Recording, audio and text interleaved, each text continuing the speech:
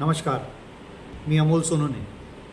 5 मेला 12वी महाराष्ट्र स्टेट बोर्डचा निकाल जाहीर झाला आणि निकालात यावर्षी टक्केवारीची घसरण बरेच दिसली. म्हणजे सेकंड क्लासमध्ये म्हणजे बिलो 60 बरेच विद्यार्थी आहेत आणि मग पालकांचे कॉल्स यायला लागले किंवा असं काय झालं, आमच्या मुलांनी तर एवढा अभ्यास केला किंवा त्याला हे क्लासेस होते, त्याला ते क्लासेस होते, तर नेमकं काय झालं, त्याला इंटरनल किंवा तुम्ही प्रॅक्टिकलचे मार्क्स आहेत की नाही दिले, आम्ही कसं पाहावं, तर झेरॉक्स कशा काढायच्या, आणि अशा भरपूर क्युरीज पालक आणि विद्यार्थ्यांकडून आल्या. काही लोकांचं इम्प्रूव्हमेंटला एक्झाम कधी देता येईल असे कॉल्स आले. तर आताच नाही तर गेल्या 4-5 वर्षांपासून किंवा 10 वर्षांपासून जो रिझल्ट आहे त्याचं ॲनालिसिस जर तुम्ही केलं तर तुमच्या लक्षात येईल की बा हा रिझल्ट फार दरवर्षीसारखा फार जास्त पडला असं काही नाही आहे. थोड्याफार फरकाने हा रिझल्ट अशाच प्रकारचा असतो. आणि नेमकं घडतं काय, तर या वर्षीचा पहिले मी रिझल्टचं ॲनालिसिस तुमच्यासमोर एका वेबसाईटवरून करतो की रिझल्ट लागला कसा, तिथलं काय पर्सेंटेज होते, म्हणजे अबव 75% किती आहेत, फर्स्ट क्लास किती आहेत, आणि विशेषतः सायन्सचा. कारण आणि आर्ट्सचं महत्त्वाचं एक होऊन बसलं की यावर्षीचा आर्ट्सचा निकाल जो होता तो डाऊन झाला. म्हणजे दरवर्षीपेक्षा जवळपास मागच्या वर्षीच्या कंपॅरिझनमध्येच 5% हा डाऊन झाला. तर त्याचे वेगवेगळे कारणं आहेत. ते कारणं काय असू शकतात, मी असं म्हणत नाही ठामपणे की ते कारणं बरोबरच आहे, पण प्रत्येकाला लागू होतील असं नाही आहे. काही कारणं कुठल्या विद्यार्थ्यांना लागू होतील, काही कारणं वेगळ्या विद्यार्थ्यांना लागू होतील. तर आज तो ॲनालिसिस मी आपल्याला रिझल्ट पाहायचा.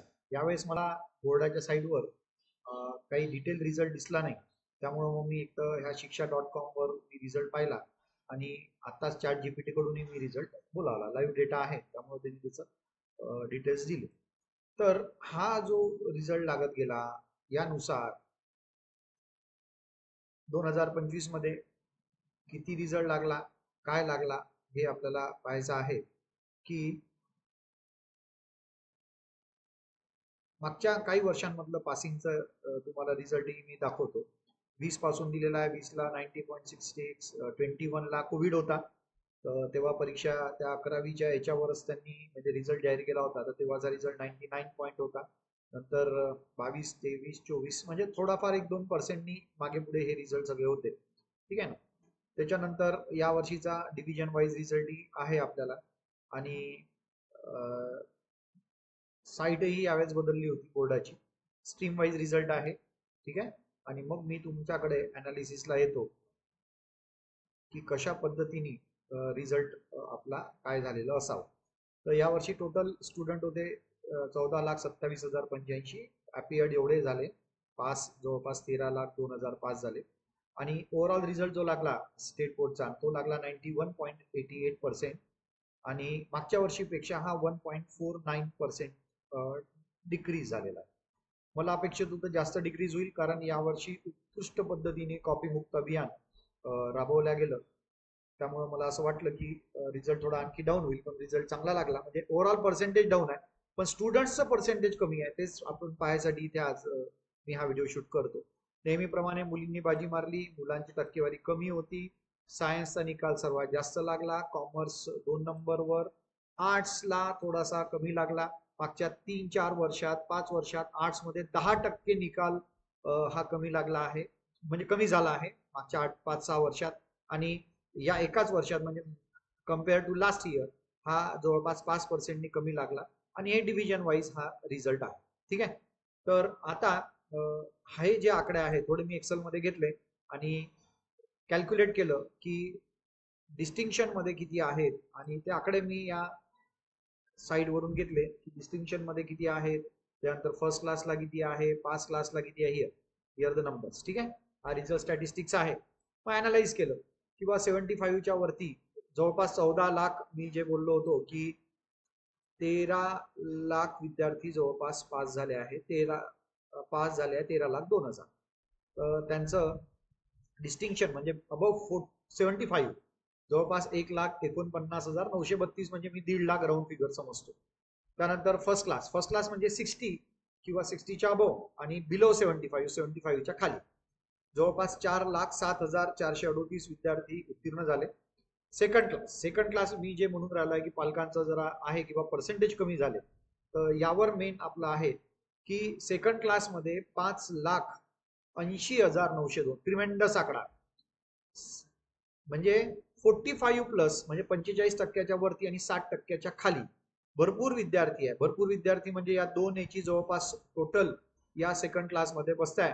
तर 5,80,902 विद्यार्थ्यांनी सेकंड क्लास म्हणजे 45च्या अबव आणि 60च्या लेस मार्क्स मिळवले. आणि पास क्लासमध्ये साधारणतः म्हणजे बिलो 45, इमॅजिन करा, बिलो 45 1,64,601 विद्यार्थ्यांनी हे पर्सेंटेज मिळवले. आता मी यांची जर सम करतो की बा अबव 60 किती लोकांनी मिळवले, तर अबव 60 मध्ये जवळपास आहे 5,57,000 आणि बिलो 60 मध्ये आहे 7,45,503. हा मोठा आकडा ठरतो. 7,45,503 हे बिलो 60. लक्षात, त्यात सेकंड क्लास आणि पास क्लास आला. आणि अबव 60 मध्ये हा म्हणजे फर्स्ट क्लास आणि डिस्टिंक्शन दोन्ही मिळून आलेले आहे साधारणतः 5.5 लाख, म्हणजे जवळपास 2.25 लाख विद्यार्थ्यांचा हा फर्स्ट क्लास आणि सेकंड क्लास म्हणजे अबव 60 आणि बिलो 60चा हा डिफरन्स आहे, हा ह्यूज आहे. नेमका हा फरक का पडतो? दरवर्षीचं जर तुम्ही अनालिसिस केलं तर तुमच्या लक्षात येईल की दरवर्षी साधारणतः फक्त +-5% इकडे तिकडे असेल, तर तेवढेच विद्यार्थी जवळपास या सेकंड क्लासला असतात. मात्र यावर्षी पालक आणि विद्यार्थी जरा जास्त मला यावेळेस पालकांनी कॉल केला किंवा कसं कसं एवढे कमी मार्क पडले, तर त्याचं आता थोडेसे काय कारण असू शकतात याच्यावर मी बोलतो. सायन्सचा रिझल्ट नेमका कसा असतो म्हणजे बरेच लोकांना माहीतच नाही नेमकं की इंटरनल किती मार्कांचे असतात आणि इंटरनल म्हणजे प्रॅक्टिकल किती मार्कांचं असतात आणि थेअरी किती मार्कांची असते. त्यामुळे थोडंसं मी पहिले त्याच्यावर बोलतो की इंटरनल्स म्हणजे प्रॅक्टिकल्स किती मार्काचे आहे आणि ओव्हरऑल थेअरी जिथे मुलांना लिहावं लागतं ते किती मार्कांचं आहे. तर जनरल सायन्समध्ये मराठी जरी 80 मार्कांचं असलं तरी प्रॅक्टिकल 20 मार्कांचं आहे, इंटरनल 20 मार्कांचे आहे, इंटरनल असेसमेंट 20 मार्कांची आहे मराठीला सुद्धा, इंग्लिशला सुद्धा तेवढीच आहे, फिजिक्सला 30 आहे आणि पासिंग 35 आहे. पुन्हा सांगतो, 30 प्रॅक्टिकल मार्क्स आहे, 35 पासिंग आहे. म्हणजे एखाद्या विद्यार्थ्याला जर इंटरनल म्हणजे प्रॅक्टिकलचे 30 पैकी 28 जरी मार्क गेले असले तरी त्याला थेरॉटिकली फक्त 7च मार्क पाहिजे असतात. त्यातल्या त्यात फिजिक्स, केमिस्ट्री आणि बायोलॉजी माझ्या माहितीनुसार 10 मार्कांच्या फिलिंग द ब्लँक्स आहे, 8-10 मार्कांच्या फिलिंग द ब्लँक्स आहे आणि तेवढंच जवळपास सिंगल लाईन क्वेश्चन आहे. म्हणजे जवळपास 17-18 मार्कांना त्यांना एक तर फिलिंग द ब्लँक्स किंवा सिंगल लाईन आहे. केमिस्ट्री तसंच आहे, 70 मार्कांची थेरी आहे, 30 मार्कांचं प्रॅक्टिकल आहे. म्हणजे तुम्ही पुन्हा इमॅजिन करा की जर एखाद्याला 25 जरी केमिस्ट्रीमध्ये प्रॅक्टिकलमध्ये मार्क मिळाले तरी त्याला 10च मार्क फक्त थेरॉटिकली घ्यावं लागतं. मॅथ्सला 80-20 आणि बायोलॉजी पुन्हा 70-30. म्हणजे ओव्हरऑल जर थेरीचा विचार जर केला तर 600 पैकी 450 मार्कांची म्हणजे 75% थेरी आहे आणि 25% इंटरनल मार्क्स. म्हणजे एखादा स्टुडंट जर 50% मार्क घेत असेल तर 25% त्यातले इंटरनलच आहे, आपण समजून घ्यावं. ठीक आहे. त्यामुळं बरेच पालक आले की बा आम्हाला आमच्या मुलाला एखाद्या केमिस्ट्रीमध्ये किंवा फिजिक्समध्ये किंवा बायोलॉजीमध्ये एखादा कुठलाही सब्जेक्ट घ्या किंवा 35 मार्क कसे मिळू शकतात किंवा 38च मार्क कसे मिळू शकतात, त्यांना इंटरनल मार्क्स किंवा प्रॅक्टिकल मार्क्स नाही मिळाले का. तर तेवढं एक सजेशन आहे मला पालकांचं की मग आपल्या पाल्यांच्या झेरॉक्स काढा, ऑनलाईन तुम्हाला बोर्डाच्या साईटवरून अप्लिकेशन करता येतं, नेमकं त्यांनी काय लिहिलं तर ते आपल्याला कळतं. कारण 2-3 वर्ष आधी असंच काही विद्यार्थी होते, एक विद्यार्थी होता त्याला मला वाटते 43 मार्क्स होते फिजिक्समध्ये. मग फिजिक्समध्ये 43 मार्क्स जेव्हा होते तर त्याला झेरॉक्स काढायला लावली तर त्यांनी तो पेपर लिहिलाच नव्हता, जास्त मोजकं. ठीक आहे ना. बायफोकल कम्प्युटर सायन्सचं भरपूर मार्क्स इंटरनल किंवा प्रॅक्टिकल मार्क्स आहेत.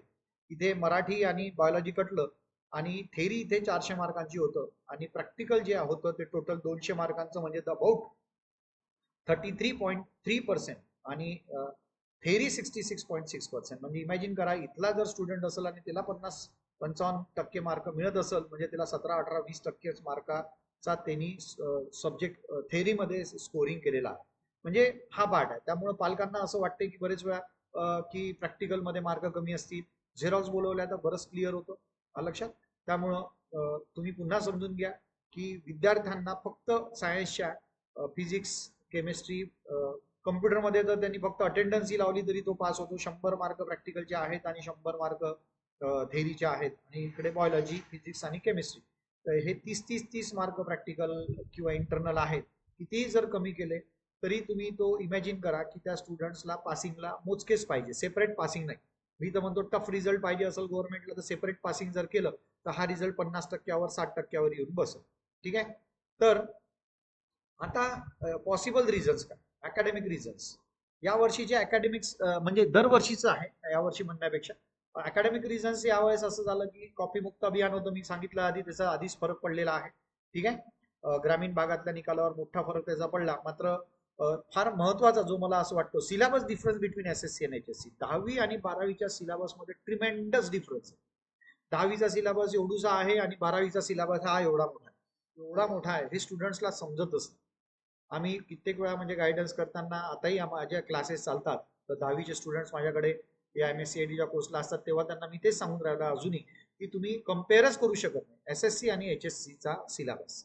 Plus lack of conceptual understanding. काय होतं की SSC मध्ये विद्यार्थ्यांना पाठांतर मगिंगची सवय लागलेली आहे, घोकंपट्टीची सवय लागलेली आहे. मात्र HSCचा सिलेबस एवढा मोठा असल्यामुळं तिथे कॉन्सेप्ट समजून लिहावं लागतं. तिथे कॉन्सेप्टला तुम्हाला समजून चांगल्या पद्धतीने घ्यावा लागतो आणि तुम्हाला तिथे लिहावं लागतं की नेमकं म्हणजे लिहून कॉन्सेप्ट तुम्हाला जे समजले ते तुमच्या भाषेत लिहिता आले पाहिजे. कारण सिलेबस मोठा असल्यामुळे तुम्ही तिथे पाठांतर करू शकत नाही. लक्षात. 10वीचा सिलेबस थोडा लहान आहे आणि 12वीचा सिलेबस थोडा मोठा आहे.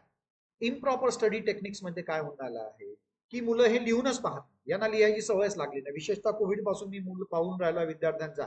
2 मार्कांचा प्रश्न असेल तर किती लिहायला पाहिजे, 3 मार्कांचा प्रश्न असेल तर किती लिहायला पाहिजे, 5 मार्कांचा प्रश्न असेल तर किती लिहायला पाहिजे, हे या विद्यार्थ्यांना अजूनही समजत. लिहायची सवय ही विद्यार्थ्यांची तुटलेली. त्यातल्या त्यात विशेषतः जे मी बोलतोय नीट, JEE आणि CETचा अभ्यास करतात. आता या तिन्ही एक्झाम मध्ये काय आहे, ऑनलाईन एक्झाम असतात. You have to select the option. ठीक आहे. आणि या विषयाचा जे विशेष म्हणजे या एंट्रन्स एक्झामचा जो स्टुडंट जो आहे त्याला सवय काय लागलेली आहे, टिक टिक म्हणजे सर्कल करायचे, राऊंड डार्क करायचे, किंवा मग ऑनलाईन सोडत असेल तर टिक करायचं. ठीक आहे ना. पुन्हा इथे लिहायची सवय राहिलेली नाही. त्यामुळं जे विशेषतः JEE आणि नीटचे जे स्टुडंट्स आहेत आणि CETचा प्युअरली अभ्यास करणारे विद्यार्थी हे थेरॉटिकल बोर्डाच्या परीक्षेत जसं पाहिजे तसं लिहतच नाही. त्यांना कळतच नाही कारण त्यांची लिहायची सवय ऑलरेडी तुटलेली असते. ते फक्त रिडिंग करतात. रिडिंग नाही होत. तुम्हाला कळायलाच पाहिजे की या मार्कात एवढ्या मार्कांचा प्रश्न आहे तर एवढं मला लिहावं लागत, हे माझे कॉन्सेप्ट मला समजून घ्यावे लागते. लक्षात. एवढे डेरिव्हेशन्स असतात, न्यूमरिकल्स असतात. मी कित्येक विद्यार्थी पाहतो की ते न्यूमरिकल्स सुद्धा रीड आउट करतात. रिडिंगनी कसं होणार आहे न्यूमरिकल्स. त्यामुळे इम्प्रॉपर स्टडी टेक्निक्स आहे, कॉन्सेप्च्युअल अंडरस्टँडिंग नाही. सेल्फ स्टडीचं त्यांना 10वी बिलकुल सवय, त्यामुळं ते सेल्फ स्टडी करत नाही. थोडाफारही त्यांना सेल्फ स्टडी येत नाही. ठीक आहे. आणि ते फक्त क्लासेस अटेंड करणे तेवढं एक असतं. हा इथे दुसरा एक म्हणजे मला असं वाटतं अकॅडमिक रिझन्स आहेत. त्यानंतर मोठा डिफरन्स आहे. मी पुन्हा सांगतो, JEE आणि नीटचे जे विद्यार्थी आहे मी त्यांना विशेषतः रिक्वेस्ट करतो की त्यांनी लिहायची प्रॅक्टिस जर केली. कारण JEE तुम्हाला जर ऍडमिशन प्रोसेसला पुढे जायचं असेल तर 75% तुमच्या बोर्डला पाहिजे असतात. त्यामुळे थोडंसं तिकडे जरा त्यांनी लिहायची प्रॅक्टिस सोडायची नाही, एवढी एक रिक्वेस्ट आहे. त्यानंतर आहे पर्सनल आणि सायकोलॉजिकल ओव्हर कॉन्फिडन्स पालकांचा आणि विद्यार्थ्यांचा. मी आधी सांगितलं 10वीचा सिलेबस थोडा स्लो डाऊन असतो. हायर पर्सेंटेज आहे. तुम्ही 10वीच्या रिझल्टचं जर तुम्ही अनालिसिस केलं तर बेस्ट ऑफ 5 आहे. बेस्ट ऑफ म्हणजे ऑल सब्जेक्टची टोटल होत नाही, बेस्ट ऑफ 5 आहे. तिकडे थोडंसं पुन्हा टोटल जर 6 विषयांची केली तर ते कमी होतात मार्क. तर बेस्ट ऑफ 5 आहे पहिला म्हणजे तिथे, त्यामुळे पर्सेंटेज जास्त दिसतात. दुसरं 20-20 मार्क्स तिथे सुद्धा इंटरनल किंवा प्रॅक्टिकल्स आहेत. प्लस ते विद्यार्थी जे आहेत सिलेबस लहान असल्यामुळे घोकंपट्टी करतात, पाठांतर करतात. आणि मार्क्स एकदा रिझल्ट 90% वरती गेला की स्टुडंटही थोडा ओव्हर कॉन्फिडंट होतो आणि पॅरेंट्सचे एक्सपेक्टेशन फार जास्त तिकडे वाढलेले असतात. ठीक आहे. त्यामुळे आपल्या पाल्याचं ऍक्च्युअल लेवल काय आहे ते बिलकुल तिथे कळत नाही. ती 12वीतच कळते, मी पुन्हा ठामपणे सांगू शकतो. ठीक आहे. कन्सिस्टंट विद्यार्थी राहत, कारण 10वी नंतर लगेच 11वीचं बेसिक्स घेतल्यावर बरेचसे क्लासेस किंवा 12वीचा अभ्यास चालू करतात आणि 2 वर्ष तेवढी कन्सिस्टन्सी आणि डिसिप्लिन टिकून ठेवणं हे फार कठीण काम, फार म्हणजे फार कठीण काम.